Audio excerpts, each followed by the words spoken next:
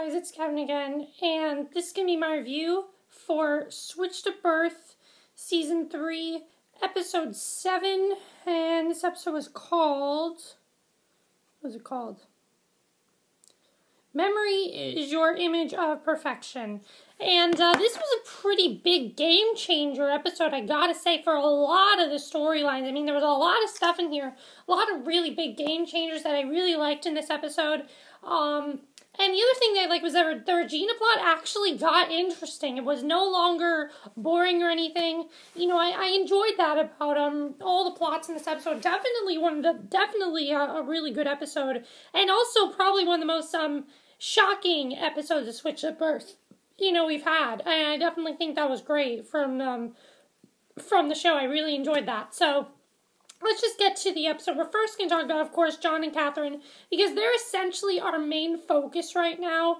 Now, we see Toby. He's living with John. John basically is trying to just have his own life with Toby, and both Toby and Bay can see that they're not exactly happy, and Toby tells Bay the truth of, what happened and everything. So Bay and Toby plan to reunite John and Kathryn together, try to get them back together, because Bay thinks that they can easily resolve it. So that's what they want to do. They try to resolve it, and she takes, and I actually thought this scene was pretty cute, actually. I thought this could have been a cute scene, but it turned into a very dramatic scene, after all.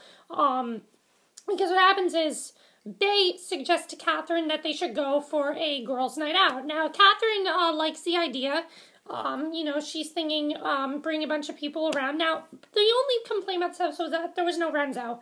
Renzo is probably my favorite character on the show right now. He's very funny, and I'm really enjoying his character, and he wasn't in this episode. So, it's fine, but I wish he would have been in the episode. By the way, this was the first episode where Bay didn't have her own individual plot. She did have something. I mean, she'd have she had something really big at the end, but we'll get to that.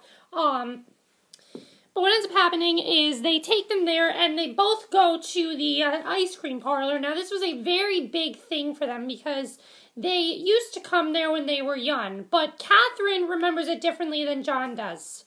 Because Kathryn and John start to recall memories, and they're not very happy memories. And the memories are of Kathryn. She always took Toby and Bay there alone, and John would go out, and be late and everything like that. And John, kind of says that, oh, I only did this because, I had to work. It was something I had to do. And you know what? I'm siding with both of them on this. I actually didn't hate John in this episode. I think they're starting to redeem him a little bit more. I understand, I kind of understand where he's coming from. And he also told her that, she asked, why has everything changed? Why have you changed so much? And he tells her, I'm not the one that has changed, you are.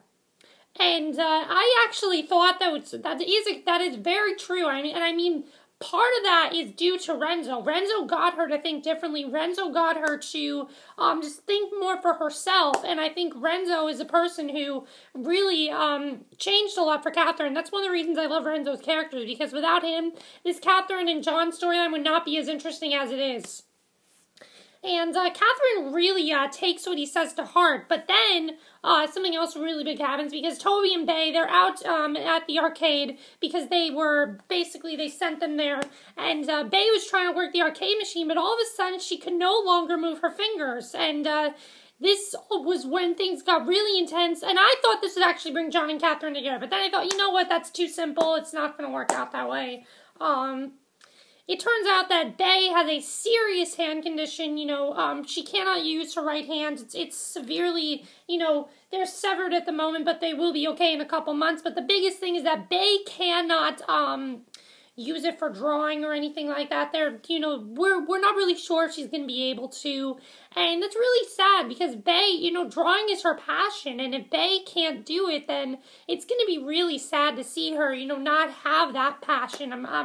I think it's an interesting direction for the show. I'm hoping that she'll still be able to sign, because as we know, Regina had that hand injury, and now she can't sign with Daphne, and it's not really something I like seeing. I don't like seeing that, but I did really like what happens at the end, because we get this whole John and Kathryn confrontation, and John says, you know I gotta move back in, right? And Kathryn says, no, you're not moving back in, you're not coming back. Because she tells John that she really did listen to what he said, and that she has changed, but the worst part of it is that she realizes that the life she had is not the life she wanted. She even pointed out before that she basically felt that she had to raise Toby and Bay on their own. You know, she wants to be a single mother. That's the life she wants. And John listens to her, and he's still with Toby at the moment in his apartment, and it's pretty big. You know, that's definitely a pretty big thing that's going on. Another really good scene I like was there was a scene with Toby and Bay was kind of telling Toby, you know, what is wrong with the world? How can no one be faithful? And Toby says that he is, and that's true. He is still faithful to Nikki, and I'm wondering where that whole plot's going to go, because we still don't know where that's going to go. But I really enjoyed their plot. I thought it was definitely very, very strong, especially with Bay. I'm really looking forward to seeing where that's going to go. And also with John and Kathryn, because we do see that, you know, Kathryn, you know, she hasn't exactly moved on. You see her in bed. She leans over to John's side, you know, where John would just sat. And, you know, you see her kind of trying to move on with her life, which, you know what, honestly, I don't want John and Kathryn back together, because Kathryn is a totally, completely different character now than she was in the beginning of the show. In the beginning of the show, she was a regular staying-at-home mom, things like that, just writing the occasional books, but now she is 100% focused on herself, her life, what she wants to do, her goals, and I don't want John and Kathryn to get back together, honestly, I don't. I think at this point, John and Kathryn need to stay back. I think definitely they need a huge break, and I think definitely Kathryn was right by saying that, so I'm definitely interested in seeing where that's going to go. Alright, so now let's go to Daphne's plot. Daphne's plot was one of the most intense things on this show we have ever seen, especially towards the end. I mean, the ending was extremely intense.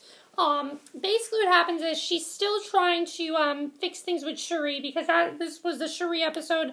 Next week, I think, is back to the Jorge Campbell stuff, which I don't really like. I don't like the way they're doing that. Although they kind of intertwine both those plots in this one.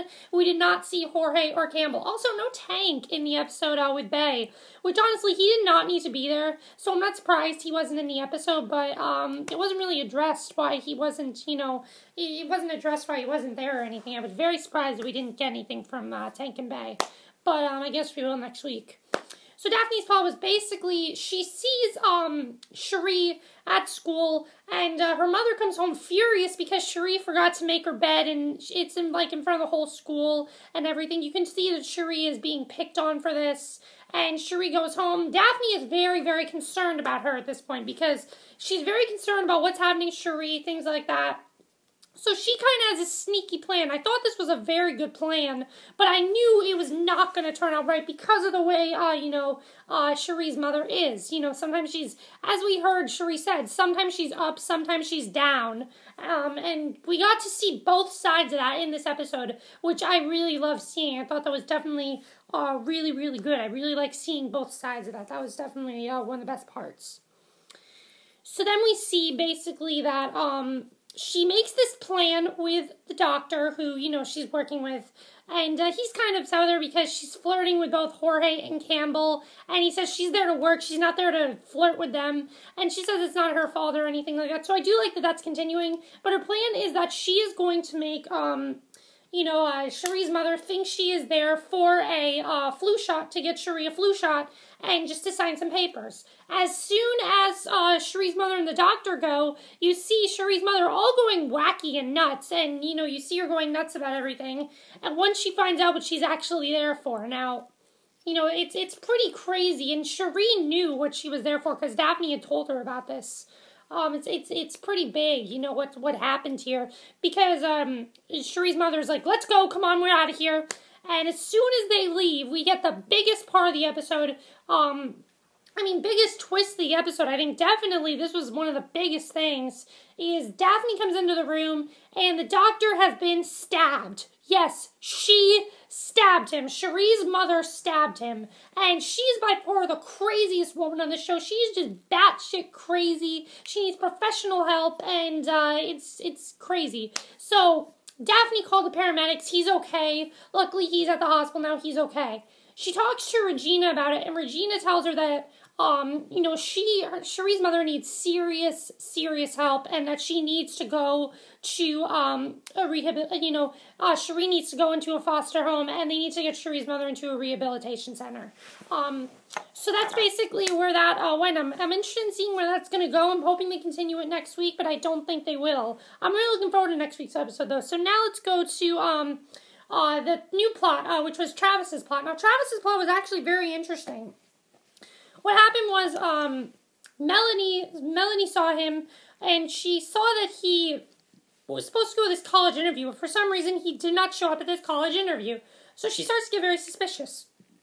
He's with Mary Beth, and he kind of makes up this lie that he was there to fix Mary Beth's tires or something like that.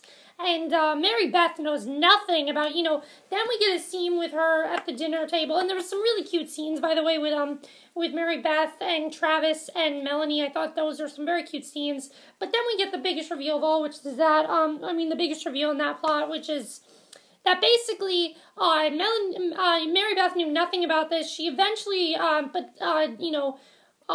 eventually says to her that he actually doesn't want to go to college. She actually hasn't asked him what he wants to do, and that might not necessarily be what he wants. So, and Mary Beth kind of thinks of it as, has he ever told you, Melanie brings up, has he ever told you about his parents? And she says no, but they didn't know how to sign, and they did kick him out of the house. Now he feels somewhere where he's safe, and he doesn't really want to leave it. So, Melanie feels really bad about this because she just got all pissed off at him for no reason about it. So she goes to confront him at school and says to him that, hey, my house is always open to you. You can go off to college, but when, for like Christmas and things like that, you can come back. You can always come back whenever you want to. My house is always available to you. And I thought that was a really great scene between the two of them. I thought they definitely, the actors gave really good performances in that scene.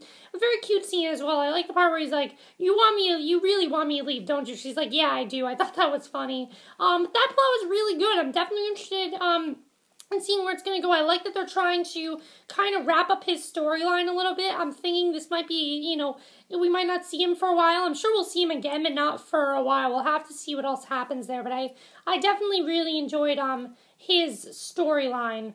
So yeah, I really like that. I also like that Emmett got more focus in the episode because we really haven't seen a lot of him.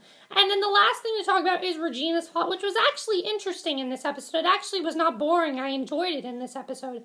Her plot was basically that she finds out that the person that's working at the company, Adriana's there, and Adriana kind of tells her he's only hiring her because he's using her because of her skin color. And, she talks to She talks to him about this, and he says, yes, this is absolutely the reason, but that's what we do. We use people for things like that. And Regina gets really pissed at him for that, and that's what happened. She got really pissed, and that's where that ended. And I thought that was actually pretty strong with the way they handled the racism stuff. I thought that was definitely really great. So overall, this was a fantastic episode of Switch to Birth. There was nothing wrong with it. Every plot was really strong. And I gotta say, strongest episode of the season by far. Definitely this was the best episode of the season. I know I said that last week, but this really was the best episode of the season. There's so much going on that I love. One of the biggest things is the shift in Kathryn. I mean, definitely that's the biggest thing, is the shift in Kathryn. It's going to be really interesting to see where a character goes, things like that. I really am loving her character this season. Kathryn has the potential to become probably my favorite character on this show, main character that is. Renzo is my favorite character. She's probably my favorite main character on the show because she wants what she wants, she does what she wants to do, and I like that, and I like characters like that. They don't let anyone get them down. They don't let anyone get in their way. I like that. Is Bae going to be able to draw again? We'll have to see if that happens. I hope she will. We did see a very sad scene of her tearing up all her drawings and things like that. Very, very sad. Will John and Kathryn ever get back together? I don't think they will at this point. I don't think they will, till further ahead. Definitely not this season. I think we're going to have to wait till, the last season of the show for them to get back together. But I honestly don't think they are going to get back together. I don't. Because she specifically said, this is not the life I want. So I'm thinking they're not going to get back together. What's going to happen with Sharee? Will Sharee go to a foster home? Will Sharee's mother finally get the help she needs? Next week is going to be really fun. It's like a dancing episode. I'm really looking forward to seeing how they're going to do that. That should be really cool. Also, Regina's plot. What's going to happen with Regina's plot? And also Travis's plot. Do you think they're going to show more of that? I'm hoping they do. That's it for my review. I hope you enjoyed it, and I'll see you guys in my next video, which will be my review of the Fosters. So, see you then. Bye.